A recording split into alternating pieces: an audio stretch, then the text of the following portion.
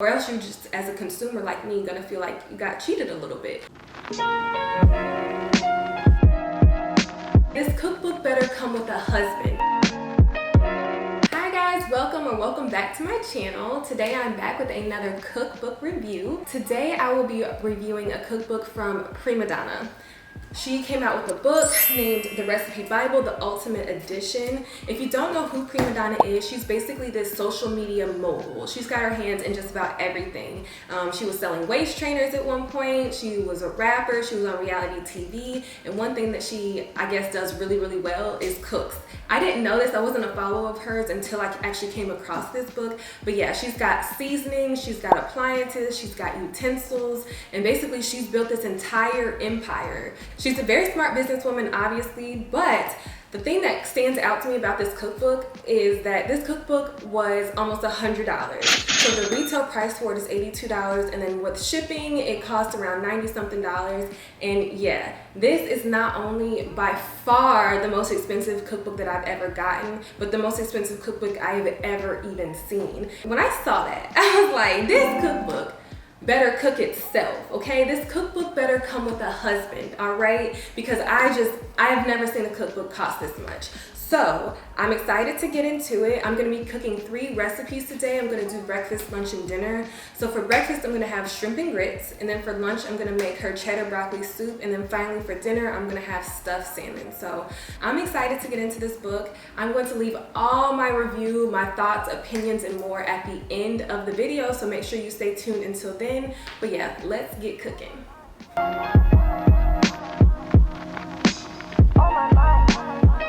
Okay, I just wanted to talk through the book real quick. This is what it looks like. Like I said, it's hardcover, spiral bound, definitely 404 pages in here. She says there's over 200 recipes. This is the outside. It's got like a gold foiling. To be honest, I really do not like the outside. On the inside, she's got tabs here. So it starts with breakfast and goes all the way through sides, appetizers, seafoods, desserts, drinks, and then finally she's got a tab down here for appliances.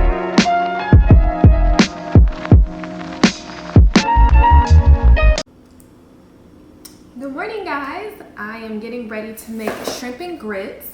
Let's get started.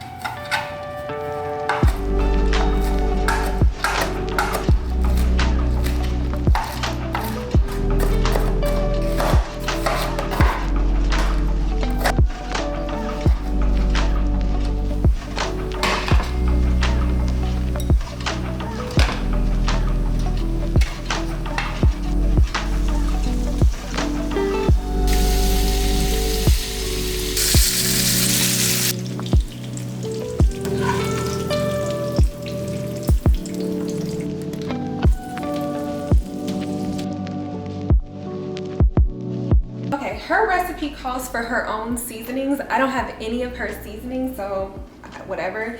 It calls for her Premadonna Creole seasoning. I don't have that, so I already had this in my pantry. So this is the Zatarain's Creole seasoning. And then she also says Premadonna seafood seasoning. I don't know what that is, but I did find this seafood seasoning, magic seafood seasoning, so I'm gonna use that instead.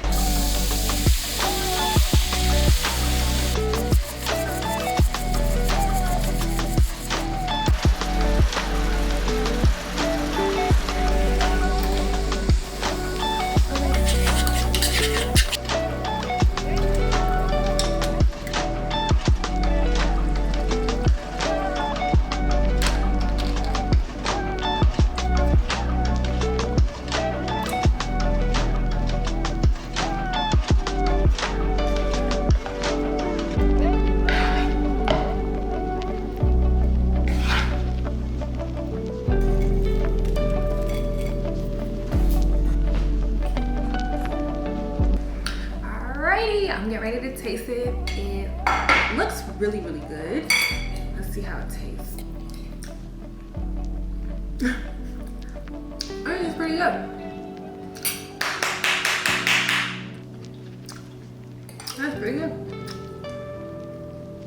I really don't have enough plates.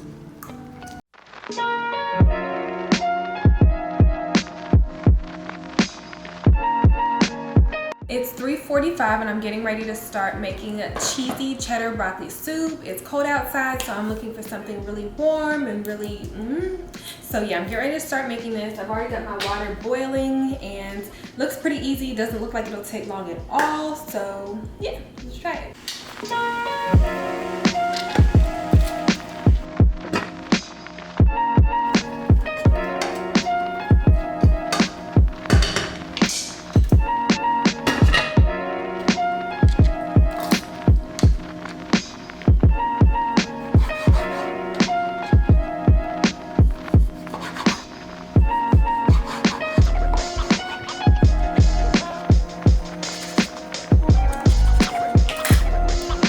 So again, I don't have the Premadonna garlic pepper, so I'm just gonna use some garlic powder and some regular black pepper. Hopefully these two will equal whatever's in Premadonna's garlic pepper.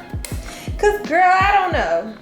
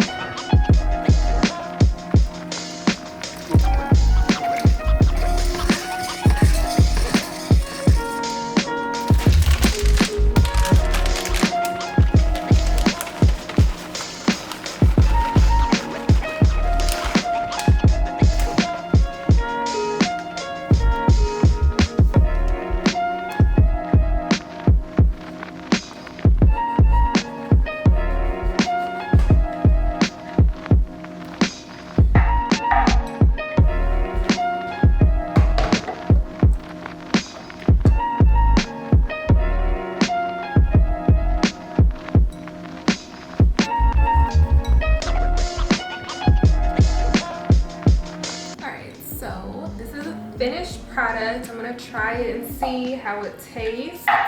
So let's give it a try. It's pretty good. It's not a bit better than Panera's, but it's good. I wanna know how Panera makes theirs. This is good for the basic, but it's not touching Panera, honestly.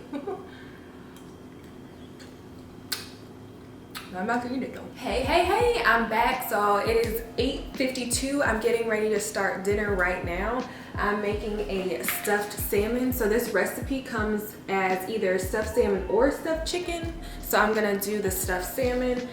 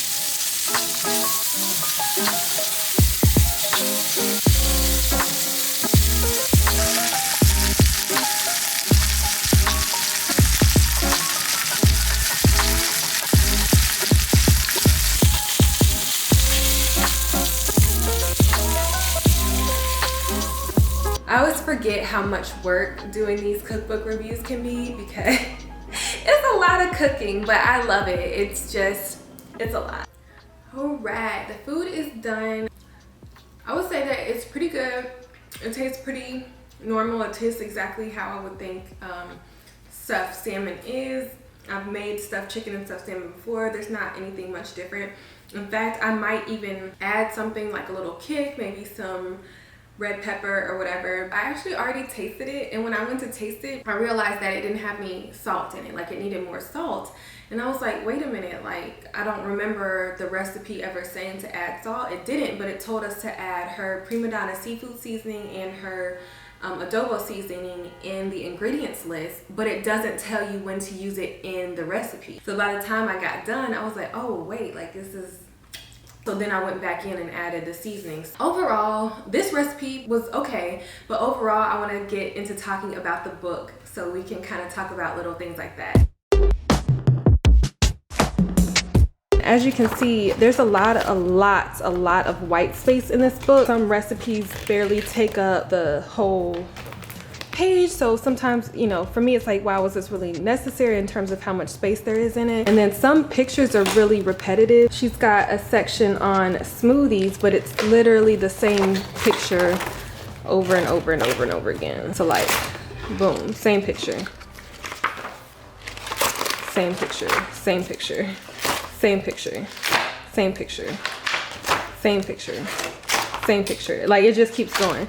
All right, so now that I've spent the entire day cooking, I just want to come and share my thoughts really briefly with you guys. So the first thing that I will say is, if you are a fan of Premadonna, if you support her, if you follow her, if she's provided value to you, if she makes you laugh, if she has just become someone that you view on social media a lot, then by all means support her. Buy her book, buy her utensils, buy whatever, because you are a fan of her, okay? If you take her out of it and you are just reviewing the cookbook, that's what I'm going to do. I have no opinion of her. I truly, I mean, clearly I bought the book. So if you value her and you want to support her, by all means buy her stuff. But I'm going to take her out of it for this review so that I can focus on the actual cookbook without the name attached to it. So that's where my opinion is coming from. I have a few cookbooks that I've done and that I really like and sort of collect. So I'm just gonna put this up against just a normal, typical cookbook, how I would view a cookbook. I feel like I have to explain this because anytime I do a review, I'm scared to say anything negative because I'm not trying to bash or do anything like that. So I just want to make it very clear that I support her. She's a wonderful woman. She's doing her thing. But I'm just going to be looking like this from the opinion of somebody who is a conscious consumer of cookbooks. So let's get into it. Number one, if somebody asks me, oh, is this a good cookbook that I should buy? I would tell them no. There are several reasons. I think that there are a few key things in this book that are missing that most every other cookbook that I've ever come across has. So for instance, one of the big things that bothers me is that she doesn't have serving sizes. So any recipe that she has, it doesn't tell you how big the recipe is or how many it makes. And that was fine when I was doing the stuffed salmon because I can kind of tell, oh, it's probably 4 servings because she told you to get 4 cuts of salmon. But when I'm doing something like the soup that I did earlier, you know, I don't know how much it is, and it's just me by myself. So a lot of times I like to have recipes or quarter recipes so that I know, you know, I'm not gonna have too much left over. But you know, that's a basic thing that's missing in this book. And then also, it just overall just kind of seems a little unpolished. I don't know if this is the first edit of this book and she's gonna come out with more later months or years to come, but like things are just a little left undone. So for instance, the salmon recipe, again, it doesn't tell you to add the spices that she lists over on the side. I wonder if somebody went through these recipes, if someone tried to make them themselves, if they could have caught some of these mistakes that are in there. Even like the copywriting, like one section is a duplicate in another section of words, and it's like, that doesn't matter, but it just seems a little unpolished. And when you're paying almost $100 for a cookbook, you would think like, did somebody edit this? So I also just mentioned about her seasonings. In her book, she exclusively only uses Premadonna seasonings, and there's no substitutes. For most of them, I can kind of figure it out. Like her paprika, probably I can just substitute out regular paprika. But some of them, like her seafood seasoning, I don't know what that is, so I just had to, you know, pick another one. So I think it's a little annoying. Could you at least maybe put a conversion chart in here so we have, you know, if you don't have this, use this. And to be honest with you, a lot of times her website is sold out. So it's like, even if I got this book today and want to start cooking things from it today, I will have to wait to order her seasonings if they're in stock. So that's just kind of a thing. She's also like that too with her appliances. So a lot of the recipes tell you, oh, use my ultra lid with my air fryer and my pressure cooker. I don't have none of that, okay? I have an oven. That's it. And not every single recipe has a conversion in it. Oh, if you don't have my air fryer, it's okay to use the oven and put it in. A lot of them do, a lot of them don't. The last thing I'm going to touch on is just the price in general. I feel like if you're going to put this big of a price tag on a cookbook when the market value for almost every cookbook is no more than, you know, $20-$30 really, that it really needs to be really comprehensive, really complete, just done really, really, really well. I can tell that she put a lot of work into it. Blood, sweat, and tears, I'm sure. I'm sure it was a lot of long nights and a lot of hard mornings. But I feel like to not have serving sizes, to mess up simple, you know, little things like that is like, okay, you're charging me $100 and this book it just feels like it's missing things. And just as an example, so this is a cookbook right here. I got this from Crate & Barrel. This cookbook was $20. In this cookbook, it gives you conversions, it gives you measurements, it gives you what to stock into your pantry. It has over 650 recipes. You know, I'm sure it's over 400 pages. Yeah, it is. So this is a comparable cookbook, and it's got more recipes, it's got more pages, it's more comprehensive, and it's a fifth of the price. So I feel like if you're going to charge this much for your cookbook, like, it really has to be super well done, you know, or else you just, as a consumer like me, gonna feel like you got cheated a little bit. I probably won't display it. I know this is really petty, but I don't like the cover.